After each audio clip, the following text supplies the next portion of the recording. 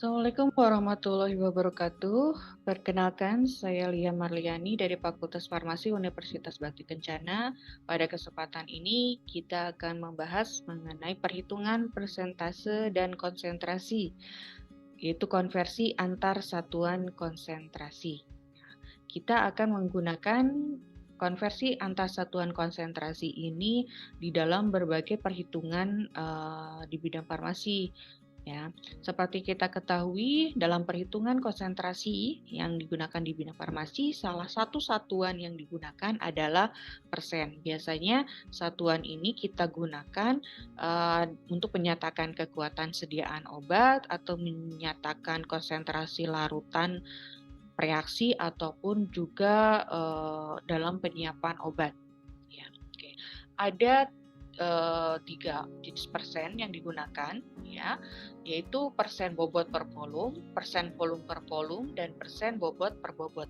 Seperti yang kita ketahui, persen ini adalah menunjukkan bagian per 100. Jadi kalau 1% ini menyatakan 1 bagian per 100 bagian. Nah, kalau persennya adalah persen bobot per volume, ini biasanya digunakan pada campuran larutan, ya, pada campuran larutan atau suspensi dari suatu padatan di dalam cairan, ya. Jadi yang digunakan sebagai bahan aktifnya adalah padatan, ya.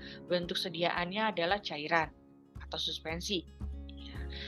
Jadi menunjukkan berapa gram bahan yang terkandung di dalam 100 ml campuran. Lalu ada persen volume per volume. Ini menunjukkan berapa mililiter bahan yang terkandung di dalam 100 ml campuran. Karena volume per volume. Nah, satuan yang kita gunakan di dalam konsentrasi untuk bahan bentuk solid yang nanti kita timbang, kita hitung bobotnya, satuannya adalah biasanya kita gunakan satuan gram. Sedangkan untuk volume kita biasa menggunakan satuan mililiter. Jadi kalau persen volume per volume menunjukkan berapa mililiter bahan yang terkandung dalam 100 ml campuran. Begitu juga untuk bobot per bobot menunjukkan berapa gram bahan yang terkandung dalam 100 gram campuran. Anda bisa mengkonversikan gram ini menjadi kilogram, ya, sesuai dengan aturan dalam metric system, ya. Namun nanti tentu di sini akan berpengaruh juga, campurannya juga harus kita konversikan ke dalam kilogram, ya. Begitu juga untuk yang mililiter bahan dalam 100 ml campuran untuk persen volume per volume. Ini juga Anda bisa menggunakan liter, bisa kita menghitung dalam liter. Jadi berapa liter bahan yang terkandung dalam 100 liter campuran. Ingat satuannya harus sama, ya. Oke, untuk bobot per volume kita gunakan gram per mililiter. Kalau mau dikonversikan ke dalam satuan yang lain dalam metric system-nya, silakan. Anda bisa mengkonversikan sesuai dengan aturan metric system. Ya. Oke, aplikasinya apa? Untuk bobot per volume ini biasanya digunakan untuk larutan yang menggunakan bahan aktif atau zat yang dilarutkannya adalah zat dalam bentuk solid, dalam bentuk padatan, ya. Ataupun misalkan lotion yang juga bahan aktifnya adalah padatan. Kemudian untuk volume per volume, persen volume per volume ini bisa digunakan untuk larutan yang menggunakan bahan aktif atau zat yang dilarutkannya adalah bentuk larutan. Contohnya adalah aromatic water, kemudian larutan topical ataupun emulsi, ya. Berat per berat,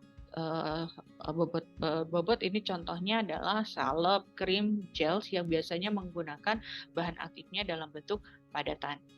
Contohnya misalkan salep hidrokortison, maka ini menunjukkan gram hidrokortison di dalam 100 gram salep. Gitu ya. Jadi kalau hidrokortison 1%, berarti ada 1 gram hidrokortison di dalam 100 gram salep. Oke. Selanjutnya kita coba dengan contoh soal, ya.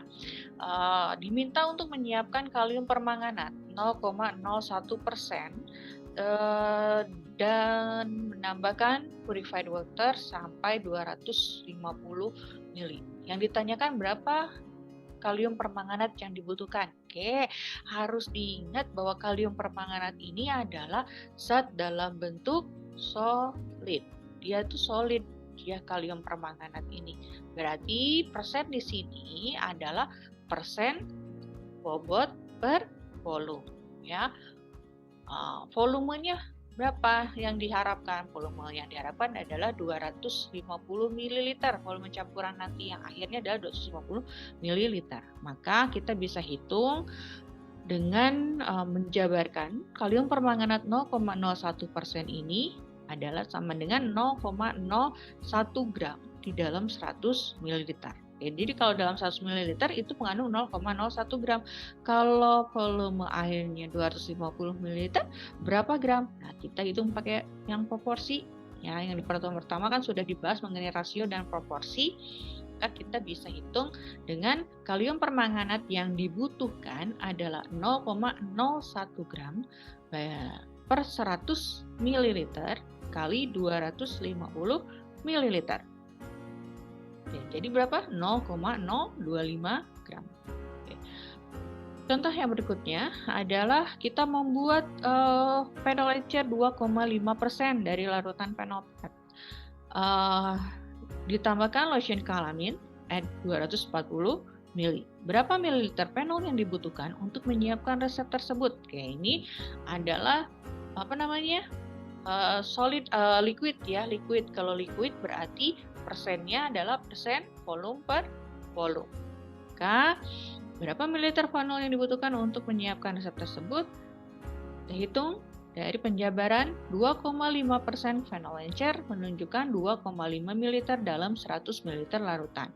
Kalau kita mau buatnya 240 ml, maka bisa hitung dengan proporsi sama dengan 2,5 ml dibagi 100 ml campuran kali 240 ml campuran sama dengan 6 ml. Oke. Berikutnya adalah konsentrasi itu kadang dinyatakan dalam bentuk rasio ketika kita menyiapkan suatu larutan reaksi. Ini harus kita akan membuat larutan phenolphthalein 1:10. 1:10. Ini maknanya apa sih?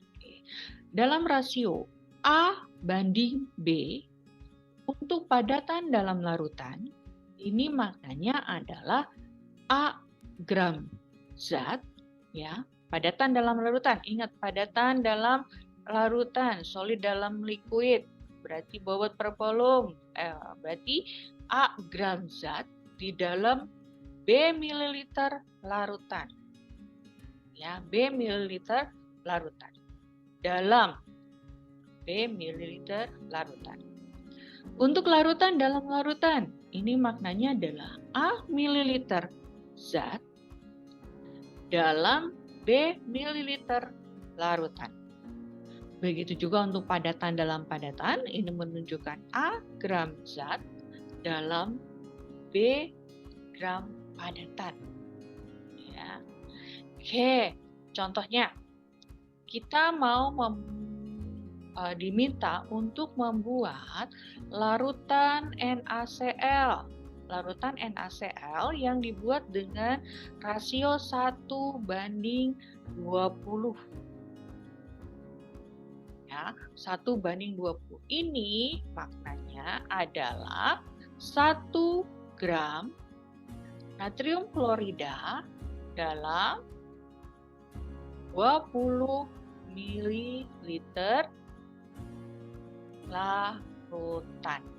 Jadi kalau kita buat jadi berapa volume akhirnya adalah 20 ml. Lain ceritanya kalau misalkan di situ disebutkan larutan NaCl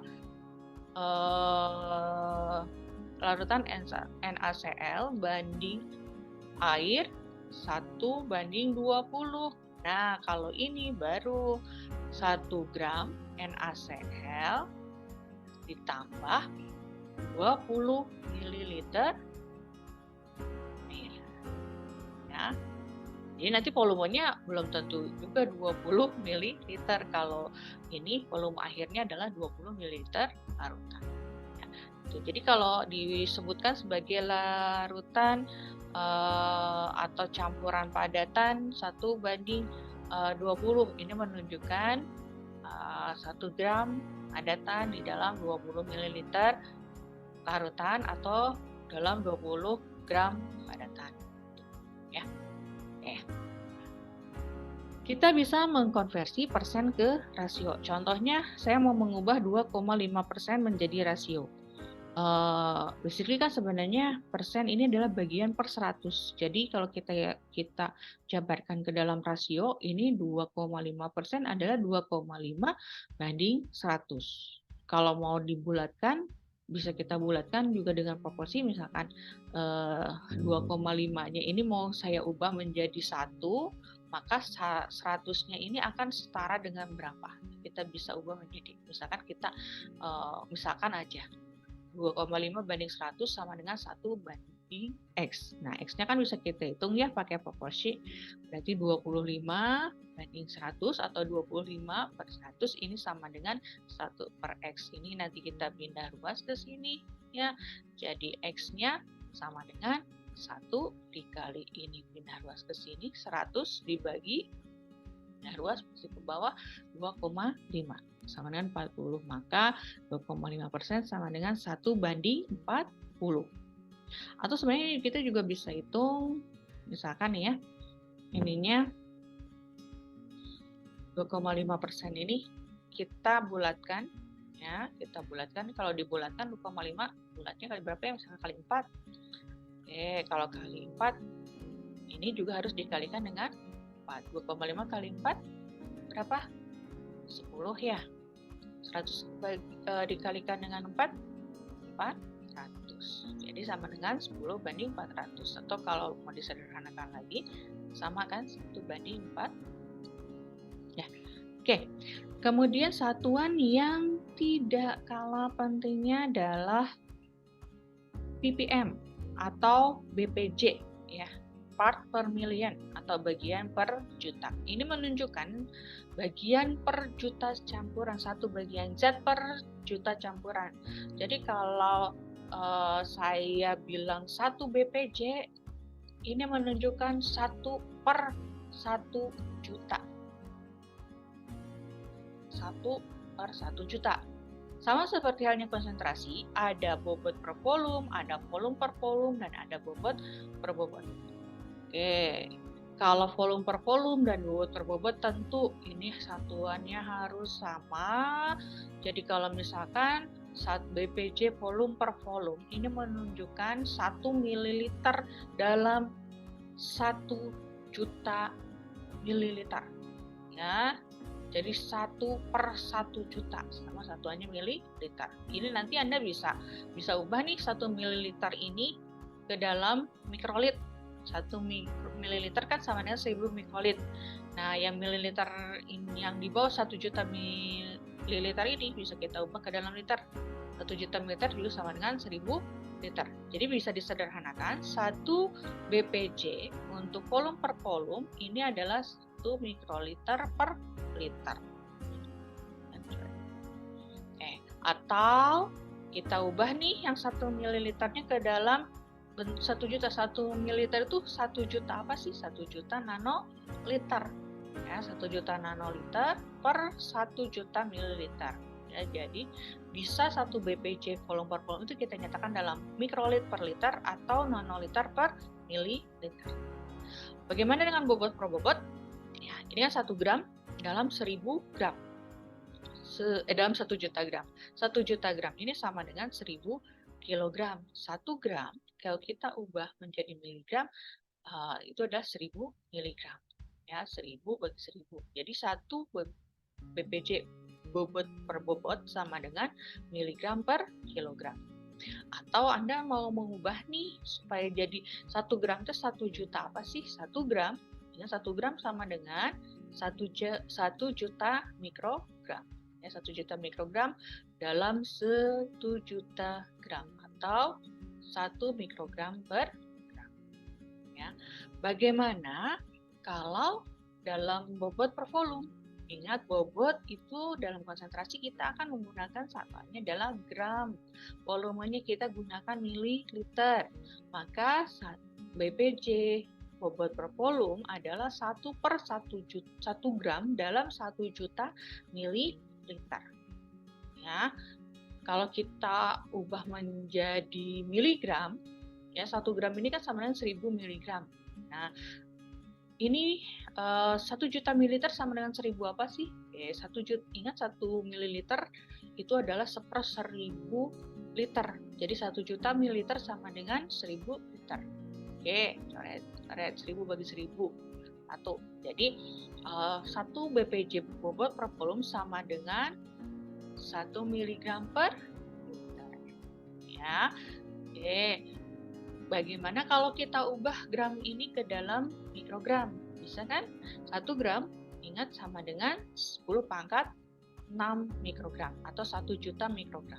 Jadi 1 juta mikrogram dalam 1 juta mililiter atau 1 mikrogram per mililiter.